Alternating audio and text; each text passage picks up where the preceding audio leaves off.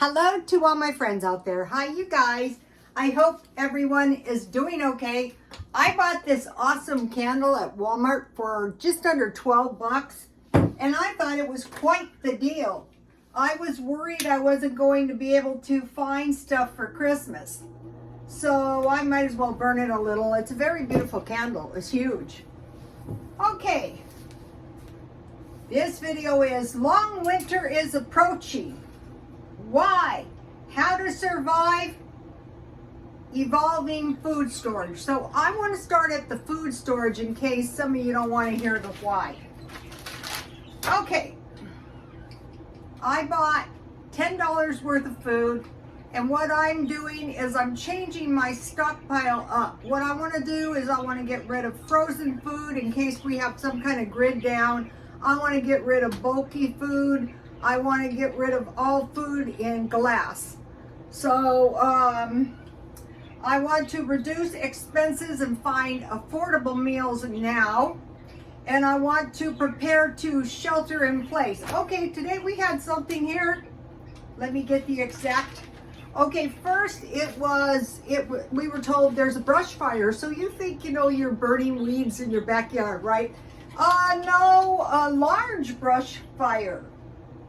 In Tecate, 4,456 acres. So that was very close to the border, and that's very close to the where I live. And so then, there's all kinds of smoke. And I think recently there was a fire in Alpine. So, you can't shelter in place. You've got to evacuate. So that is one of the things we want to take into account when we're preparing to survive.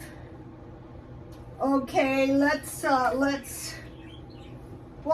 the MREs first. Meals ready to eat. Okay, I don't want to stockpile a bunch of giant bags of food because most likely my biggest hazard would be fire. Unless we get another hurricane, anything can happen. Okay, so today I thought I'll go to, yesterday I saw sweet potatoes in Dollar Tree. I'll go to Dollar Tree and I'll buy 6 cans of sweet potatoes for $1.25. Not so quick, there wasn't any left. There was no pumpkin, so I'm looking for sweet potatoes, pumpkin. Last night I made some great pork and beans, in a bean casserole. So you guys bake beans, you can look that up if you want. Canned vegetables, dry soup. These are all ready to eat. Packaged meat for a small space, and no can opener. All right, I want to show you something.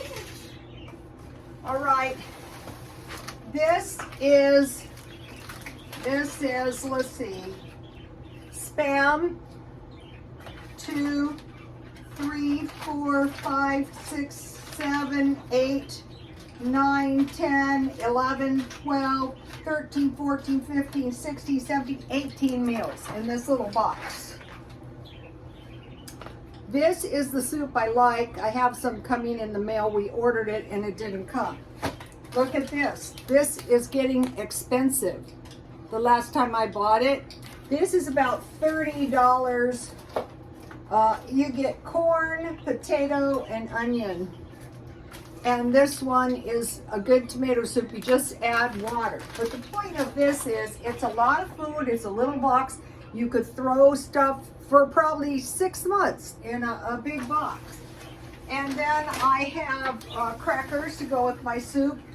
I have these from Dollar Tree. These are pretty good.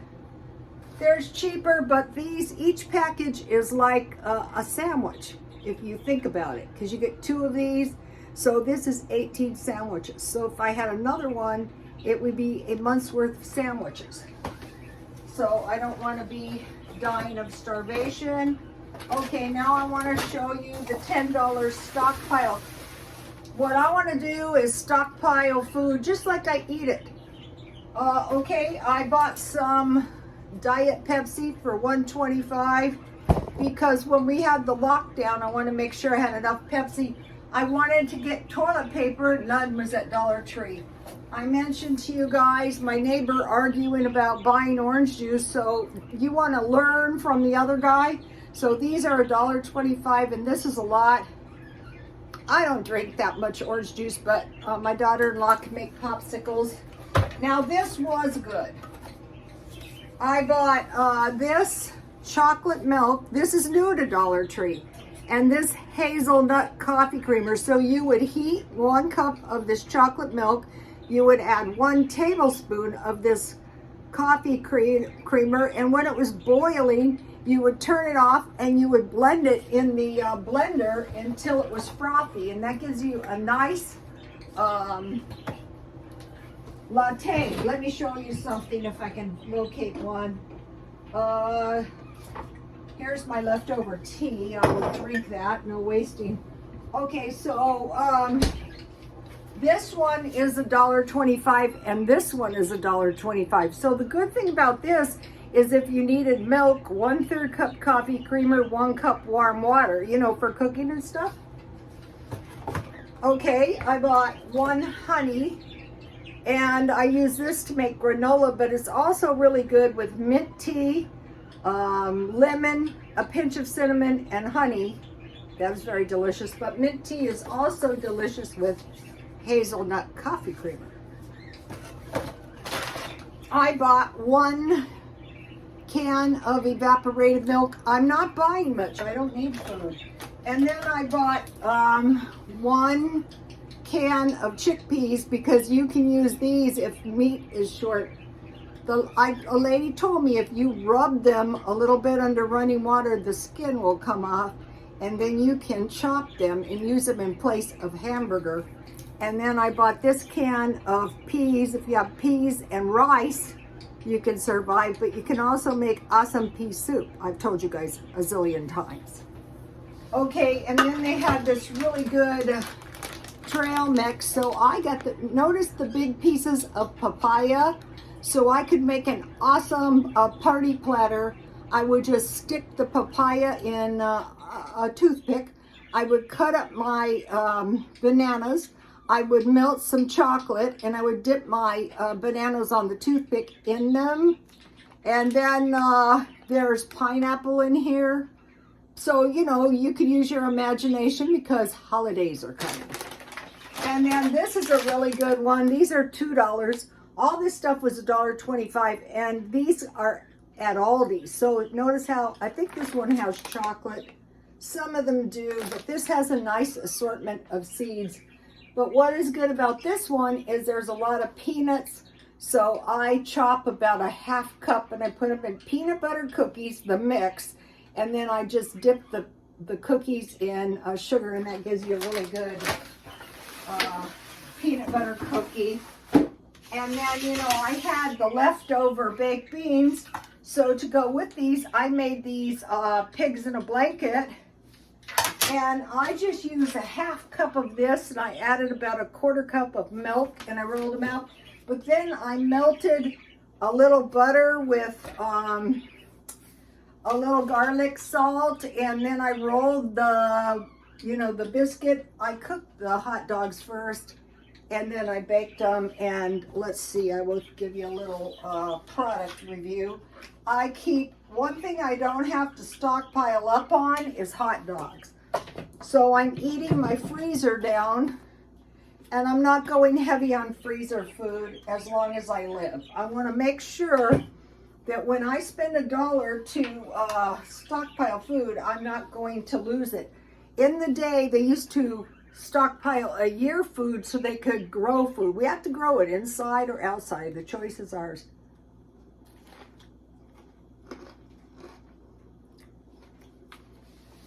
That was good. Now, another thing I don't want to think about is canned food with no can opener. I have 20 of them in this house, but I could run out of the house without it. So reducing cans, no glass jars, no frozen food, and no bulky food. Because I want to save money. So, okay, so that's what to do. stockpile a little food and water, reduce expenses, and prepare for shelter in place. Now, long winter is approaching. Why? Why even say that? Why are you always worried? I'm not always worried. I'm just always preparing a little bit. One, inflation, unaffordable cost of living, lower standard of living. In some places they said, get ready for lower standard of living. No, thank you. Food shortages worldwide. So, you know, if you make a point to get your food in such a way that it's not going to spoil, it's not going to, you're not spending money on food you don't want to eat, and you're finding low-cost meals, chances are you're going to have food. And there's going to be wheat shortages and rice shortages. They've told us that. What I did is I just topped off my rice and flour. When the grid goes down, the stores can't open, and that means no water. So your faucets are not going to produce water, and if you don't have any water, it's going to be bad news. Evacuations. In my opinion, you want to be ready to evacuate 24 hours a day. Small bills of cash and change. Another COVID. I wouldn't doubt it. It worked pretty good last time. Fires. Those can be expensive. Gas shortages. I've actually lived through one of those. It was pretty miserable. It's kind of like the toilet paper shortages. I was going to buy toilet paper at Dollar Tree. There wasn't the kind I usually get. All right, now this is a good one. October 20th to October 31, possible alien invasion. If there is an alien invasion, it is a fake alien invasion. If the aliens do come, it's best to stay in the house. Otherwise, shelter in place. October 20th is some kind of moon thing, and War of the Worlds was the day before Halloween. Planet X, Planet Naboo, November 1st. Okay, bad weather, natural disasters. We had a blizzard 2 years ago in between here and Las Vegas. I went to drive to Las Vegas, and my son goes, no, you don't know what that blizzard was like. All right, job loss leading to repos of cars. The repairs of cars are up 20%, and foreclosures of houses.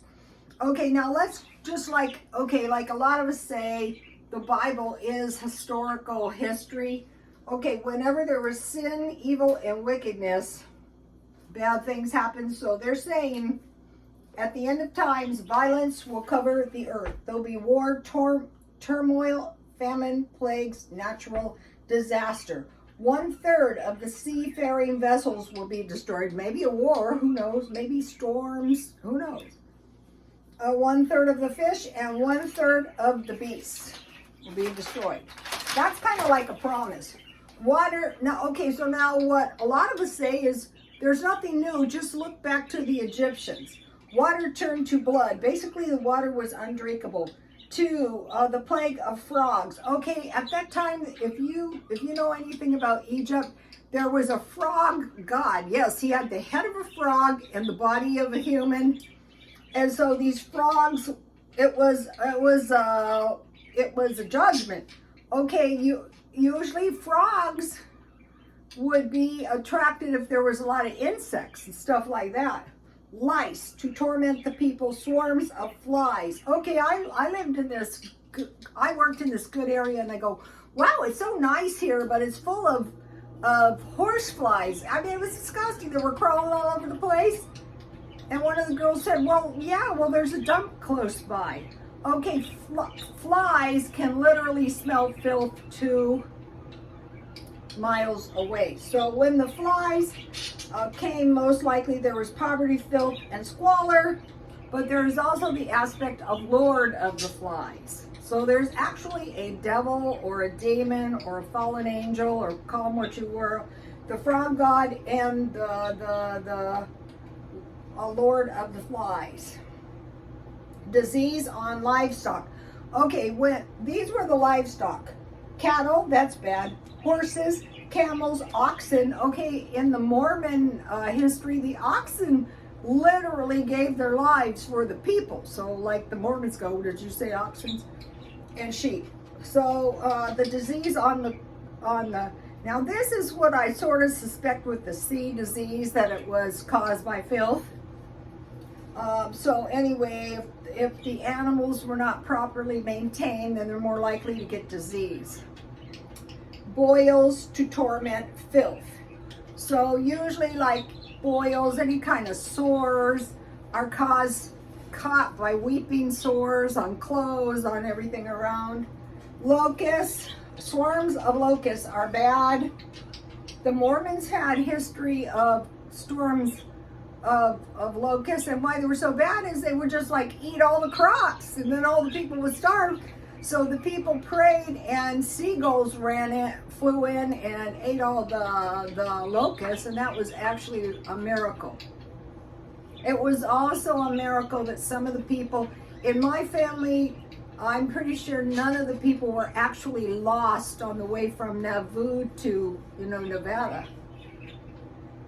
Okay, so locusts would cause starvation. 8, darkness. Okay, 3 days of darkness. Okay, we could get that again, and I always tell my son, if we get the darkness, do not leave the house. Just stay in the house. Don't think you're gonna walk to my house and like feel your way on the street. I don't know, stay in the house.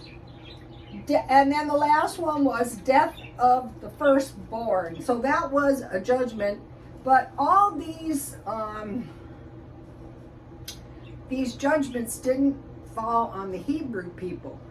But then at the birth of Jesus, the king killed the firstborn. So could that ever happen again? Well, not to be a cynic, but